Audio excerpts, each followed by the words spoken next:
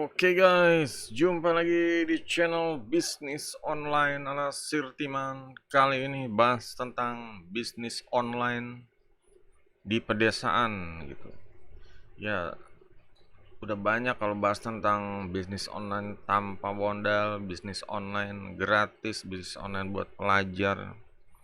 Cuma bisnis online di pedesaan itu ya harus juga diperhatikan ya, soalnya kita semua pengen desa itu maju gitu. Desa itu mempunyai produktivitasnya tinggi, orang-orangnya nggak cuma sekedar bercocok tanam atau bisnis UMKM aja gitu. Harusnya bisa dimaksimalkan. Apalagi dengan adanya sekarang daya ungkit Google My Business dan banyak tool-tool sosial media dan tool-tool dari email marketing, seharusnya bisnis di pedesaan juga bisa maju ya. Yang penting dukungan sama ya mungkin kepala desa dan karang tarunanya mungkin ya. Di sini Sertiman mengambil satu artikel ya dari krjogja.com. Nanti kita bahas lagi deh gitu setiap poin-poinnya. Di sini judulnya 7 inspirasi peluang bisnis online di desa. Seharusnya mungkin lebih dari 7 ya, karena ya bebas-bebas aja sih yang menulis berapa, 7 atau 16 atau 20 ya bebas gitu. Yang jelas kita bahas satu-satu dari konten atau dari artikel ini deh. Tinggal di desa bukan berarti halangan untuk mengelola bisnis berbasis online, apalagi sekarang dukungan teknologi, koneksi internet sudah bisa ya dengan mudah. Jadi hal tersebut bukan hal yang sulit, intinya seperti itu. Ya, di sini disarankan juga untuk bisnis online di desa, disarankan membuat website ya, karena memanfaatkan search engine dan fitur-fiturnya seperti Google My Business dan ya produk Google lah banyak untuk promosi dari usahanya gitu. Langsung ke peluang bisnis online di desa. Yang pertama ya, bisnis produk pertanian. Nah, di sini seperti kita tahu ya, di desa itu banyak sekali sawah dan hasil kebun atau hutan ya. Nah, di sini kita tuh harus bisa memanfaatkan ya, nggak cuma petani petani urus sawah, panen jual ke penampung, tapi kita juga lebih mempopulerkan, malah lebih menjual langsung ya, entah itu ke misalnya kita di Pulau Jawa jual langsung ke Irian Jaya atau ke Pulau Timur atau ke Pulau Maluku seperti itu. Ya seperti itu. Jadi dengan punya website ini bisa dijangkau ya untuk yang wilayah-wilayah di mana aja deh di seluruh Indonesia. Kadang luar Indonesia juga kalau butuh ya dia mau tanggung ongkos kirim ya nggak masalah seperti itu. Jadi untuk produk tani juga di Sertiman tambahin ini untuk produk ladang dan hutan, meskipun ada juga kayak produk seperti kayak perikanan atau ya nelayan gitu ya, itu bisa dikemas dengan baik ya, pokoknya difoto rapi, dibikin video kontennya dan di upload ke website, jadi orang langsung beli via di website gitu. nggak harus nggak harus lewat penampung-penampung yang harganya sangat sangat sangat untungnya sedikit untuk petani, sebenarnya kasihan ya. Ya cuma ya seperti itu, butuh orang-orang seperti kita agar membantu petani mendapatkan hasil yang maksimal. Selanjutnya adalah reseller dan dropship. Nah, di sini seperti yang tadi ya. Di sini cuma nggak mengarah ke hasil tani aja. Kalau di desa itu ada semacam kerajinan atau ada semacam ya kayak di Jawa Tengah ada ukir-ukir atau ada batik Bali atau produk-produk ya, baju adat atau apa. Nah, di sini Ya kita seharusnya mulai ya, kalau kita ngelihat peluang, kita kontak deh gitu. Kontak misalnya di sana ada Karang Tarunanya atau kepala desanya, kita kontak aja, Pak, itu dapetin ini, ketemu siapa. Langsung kalau udah ketemu istilahnya eh, yang pembuatnya atau produksinya, ya kita bisa ajak kerjasama, entah itu reseller atau dropshipper. Kalau reseller ya kita punya modal, entah itu modal minjem dari orang lain atau bank, kita belanja, kita jual. Tapi yang jelas harus paham kemampuan pasarnya ya. Kalau kita belanja kan udah persiapin modal pasti gede. Terus pengirimannya juga kalau dari desa itu diperhatikan. Nah, di situ sebenarnya ide ini untuk yang contohnya kayak di Kalimantan nanti ya, untuk di masa depan seperti mau dibuka IKN itu, ibu kota Nusantara baru. Nah, itu sangat cocok kalau untuk jual beli dropship dari sana gitu. Jadi kita bisa mungkin pindah usaha ke sana, bisa jual beli, bisa dropship. Pokoknya yang di sana, pengusaha di sana diajak kerjasama, entah itu reseller atau dropship. Kalau dropship ya kita minta minta izin aja, mau foto-foto barangnya atau apa. Nanti kita promosiin sendiri seperti itu. Promosiin di luar pulau, promosiin di seluruh Indonesia, mau pakai website atau mau pakai manfaatin e-commerce kayak Toki apa Shopee, Tokopedia atau Bukalapak, bebas, atau OLX ya. Yang jelas konsumen dapat barang lancar gitu, dan yang pemilik, yang pemroduksi juga dapat orderannya lancar, atau yang punya, yang membuat barangnya juga pasti senang, kitanya mempercepat proses penjualan seperti itu. Bisnis camilan. Bisnis camilan ini sebenarnya Sirtiman mau nambahin ya, camilan juga makanan tradisional lain gitu. Soalnya kalau cuma camilan ya ya ya lebih apa ya, kalau ada kue-kue tradisional atau pokoknya makanan atau minuman ya, atau minuman kayak di Jakarta itu ada kerak telur atau ada minuman bir peletok. Nah, itu kita expose ya. Kita expose, kita gali, kita kasih keterangan produknya, fitur-fiturnya, rasanya gimana, yang udah beli testimoninya seperti apa. Jadi orang benar-benar pengen mencoba, dan kalau merasakan manfaatnya, jadi ya produknya akan lebih laku, viral ya, seperti itulah. Di sini juga diperhatikan masalah pengiriman barang ya. Kalau bisnis camilan biasanya yang berupa makanan itu ya ada tingkat apa, nggak boleh lama kadaluarsa ya. Harus segera laku gitu. Jadi untuk penetrasi atau ya pokoknya jalur distribusinya harus benar-benar jangan terlalu jauh ya, mau nggak mau, karena kalau misalnya beli dari Jakarta mau dikirim ke Irian untuk produk camilan itu ya kurang tepat seperti itu, karena mungkin di tengah jalan bisa expired atau basi ya.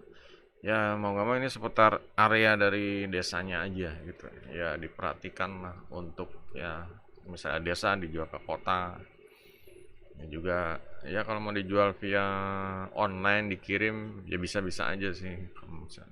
Kayak kayak waktu itu Sirtiman ke Pulau Bangka ya, banyak orang beli ya, camilan di sana, itu bisa dikirim ke Jakarta gitu, dan itu masih masih layak layak konsumsi lah seperti itu. Dulu di Bangka itu ada macam-macam apa ya, kerupuk atau ya mungkin yang jelas ya empek-empek seperti itulah ya, makanan-makanan yang dekat-dekat sana ya, dekat-dekat Sumatera Selatan seperti itu. Next, jual pulsa online. Ya kebutuhan zaman sekarang ini untuk pulsa ini ya udah pasti ya. Tiap orang butuh internet, butuh online, ada yang buat TikTok, ada yang buat Facebook, ada yang buat ya macam-macam untuk kerja, main game, atau untuk ya desain-desain, semua butuh butuh pulsa gitu. Nah, di sini ya Sirtiman sarankan yang pakai aplikasi seperti apa ya? Mitra Tokopedia atau Shopee Shopee Seller ya seperti itu biar dapat benefit diskon juga lebih lengkap untuk untuk produk-produk jualnya ya. Kalau di sini kan cuma jual pulsa online. Sebenarnya kalau pakai aplikasi Mitra Tokopedia misalnya bisa bayar cicilan apa motor, bisa bayar ya macam-macam beli beli macam-macam langganan apa Indohome atau seperti itu, langganan TV, langganan air, langganan listrik seperti itu. Jadi ya nggak cuma jual pulsa tapi lebih ke arah ya kebutuhan yang lain itu yang terutama manfaatin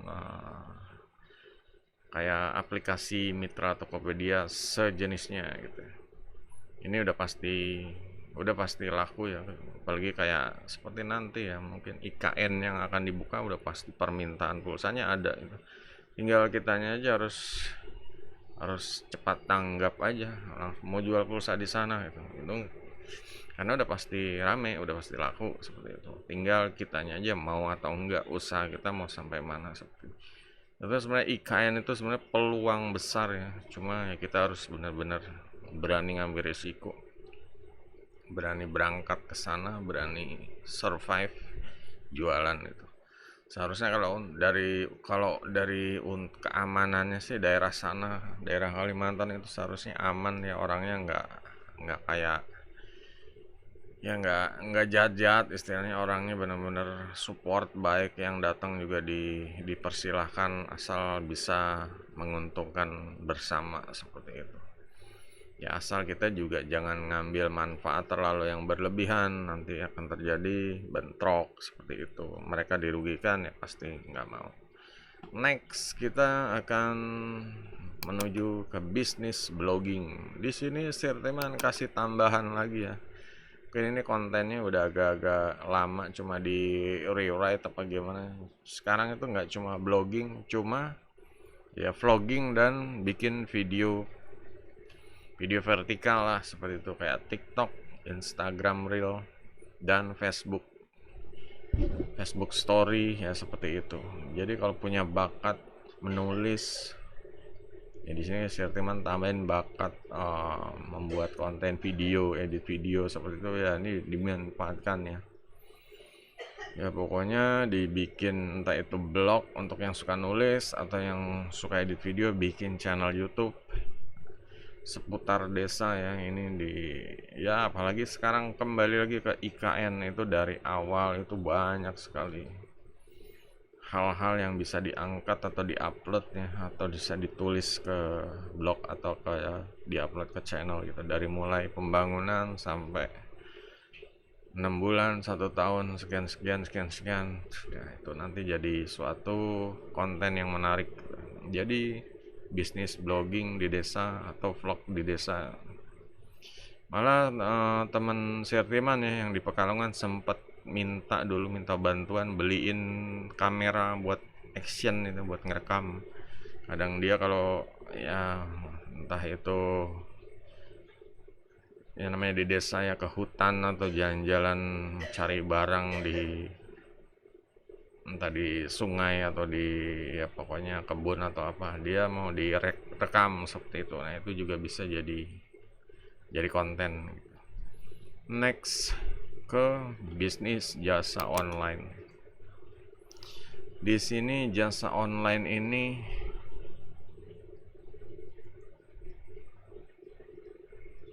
contohnya ya jasa ya biasanya sih kalau setiap pengusaha ya pedagang itu butuh promosi ya butuh produknya dia muncul di sosial media karena di desa itu ya seperti kita tahu skillnya berbeda dibanding orang kota rata-rata mereka ya untuk bahasanya juga bahasa Indonesia masih ada yang belum lancar ya di situ kita bisa menjual jasa ya bisa jadi menulis penerjemah atau jasa desain dan sebagainya jadi kalau orang di kota mau barangnya laku nggak dijual di online mau Ya udah nih saya bikinin sosial media, saya bikinin website, saya bikinin ya desainnya segala macam, channel YouTube-nya segala macam. Nah, seperti itu, jualan itu aja di desa. Nanti pasti akan ya banyak peminatnya, dan mereka kalau merasakan ada perubahan pasti biar tambah semangat.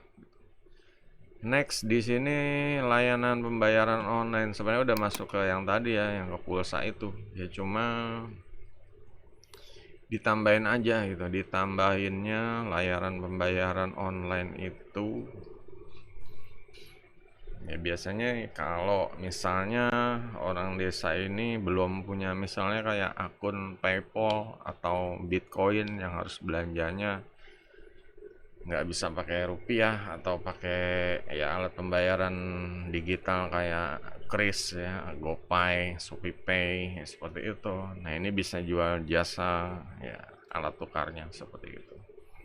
Malah ada juga yang jual jasa ya, yang seperti di sini membuka kayak apa ya, mesin gesek gitu ya, mesin gesek. Jadi orang itu biasanya orang desa tuh punya tabungan, rekening tabungan ya, entah itu dari pos atau dari BRI. Itu kita bisa jadi kalau gesek kita kasih cash, nanti kita dapat fee seperti itu. Jasa pembayaran lah seperti itu. Nah di sini kan ya atau juga bisa jasa titip barang ya, itu juga bisa gitu, jasa titip barang. Jadi orang mau beli sesuatu yang di kota, ya kita di desa bisa mendatangkan, nanti dapat untung orang bayar seperti itu. Atau jasa pengiriman paket juga bisa, pengiriman paket seperti itu. Ya pokoknya kita di sini berusaha menjembatani ya. Dan ini kita juga nggak bisa diem aja gitu. Ya kalau bisa ya, kalau kita punya apa sih ya di sini, misalnya kita punya kampung halaman dan ingin sumbangsih lah gitu. Kita nggak bisa ya nggak bisa ngasih apa-apa, tapi bisa memajukan kampung halamannya, desanya dengan ya skill yang kita punya seperti itu. Kalau kita bisa jago di jasa, kita bantu, kita buat jasa, kita jago di sebagai distributor, bisa jadi reseller atau dropship, bisa jadi ya, atau juga untuk paham produk pertanian, perkebunan atau peternakan ya, kita juga bisa ya manfaatin jual beli produk itu, entah itu lewat website atau kerjasama dengan para petani, itu lebih bagus seperti itu. Kalau untuk modal kan biasanya di desa itu sebenarnya ya bisa mengajukan ya pinjaman, entah itu dibantu UMKM ya, itu tinggal syarat-syaratnya dipenuhin. Yang jelas desa butuh banget ya, butuh kontribusi dari kita gitu. Dan ya kalau di desanya udah kuat, nah itu menjadi apa ya, ya ini sebenarnya justru mempercepat ya kemajuan bangsa gitu. Di desanya kuat, otomatis untuk ke kota dan makronya juga pasti kebantu gitu. Jadi di desa kalau orang-orangnya udah pada produktif semua, sebelah rumah dia petani ini, sebelah rumah dia jual jasa online, jual jasa pembayaran online, nah itu jadinya duit masuknya banyak. Jadi untuk desanya juga pembangunannya, infrastrukturnya juga pasti lebih maju ya. Untuk duit kas desanya ngumpul banyak, bisa bangun jalan, jembatan, atau ya banyak untuk perkebunan untuk 10 tahun 20 tahun ke depan. Jadi ya kita harus paham, harus jeli kalau kita di mana desa kita membutuhkan, ya kita harus turun tangan gitu ya, jangan diem aja gitu. Oke, jadi itulah untuk peluang bisnis online di desa ya. Di sini terima kasih untuk krjogja.com ya, atas artikelnya. Ya semoga bermanfaat. Jangan lupa jempolnya guys. Sampai jumpa di video berikutnya.